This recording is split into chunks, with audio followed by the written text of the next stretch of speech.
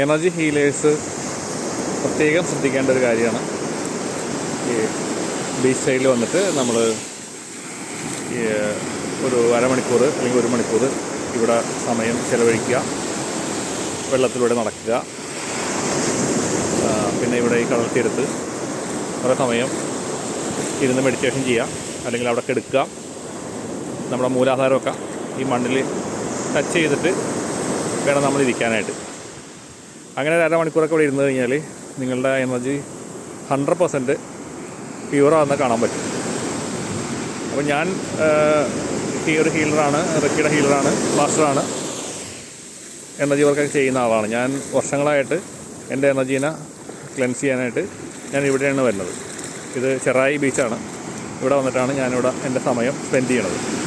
മിക്കവാറും ദിവസങ്ങളിൽ ഞാൻ വരാറുണ്ട്. അത് എനിക്ക് വളരെയധികം എൻ്റെ എനർജീനെ മെയിൻറ്റെയിൻ ചെയ്യാനായിട്ട്, എന്തെങ്കിലും ബാഡ് എനർജീസൊക്കെ ഉണ്ടെങ്കിൽ അതിനെ കളയാനൊക്കെ ആയിട്ട് കടലാണ് എന്നെ സഹായിക്കുന്നത്. അത് വളരെയധികം എന്നെ സഹായിച്ചിട്ടുണ്ട്. വളരെ കടലിനോട് ഞാൻ കടപ്പെട്ടിരിക്കുന്നു എന്ന് വേണമെങ്കിൽ പറയാം. നിങ്ങളൊന്ന് ഈ ഒരു കാര്യം ഒന്ന് ശ്രമിച്ച് നോക്കുക, അല്ലെങ്കിൽ ചെയ്ത് നോക്കുക. റിസൾട്ട് 100% കുറച്ചും കൂടി സൂര്യൻ ഉള്ള സമയങ്ങളിൽ, ക്ലൗഡ്സ് ഇല്ലാത്ത സമയങ്ങളിൽ വരികയാണെന്നുണ്ടെങ്കിൽ നമുക്ക് നല്ലൊരു സൺബാത്ത് കൂടി ഇതിൻ്റെ കൂടെ കിട്ടും. അപ്പോൾ അത് നിങ്ങൾക്ക് വിറ്റാമിൻ ഡിയുടെ ആ ഒരു കുറവുള്ള ആൾക്കാർക്കാണെങ്കിൽ അതും വളരെ നല്ലതാണ്. പിന്നെ ഏതെങ്കിലും അൺവാണ്ടഡ് എനർജി നിങ്ങളുടെ ബോഡിയിലുണ്ടെങ്കിൽ അത് ഇവിടെ റിലീസായി പോകും.